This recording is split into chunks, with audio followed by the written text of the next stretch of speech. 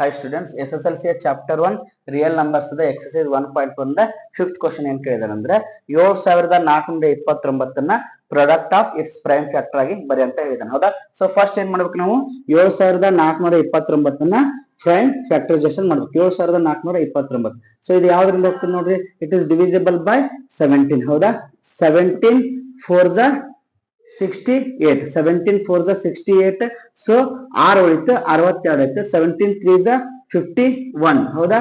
ಎಷ್ಟು ಉಳಿತು? 50. 62 51 ಹೋದ್ರ ನಮ್ಗ 11 ಉಳಿತು. 119 ಆಯ್ತು. ಹೌದಾ? 17 7 119. ನೆಕ್ಸ್ಟ್ ಇದು ಯಾವ್ದ್ರಿಂದ ಹೋಗ್ತದ? It is divisible by 19. ಹೌದಾ?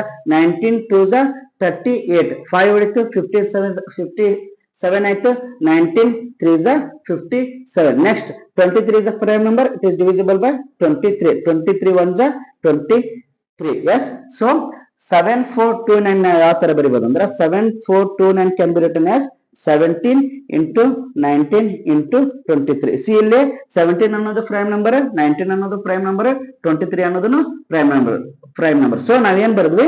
7429 ನ product of it's prime factor ಆಗಿ ಬರೀ. So 7429 can be written as 17 into 19 into 23. So this is the answer for this question. Thank you.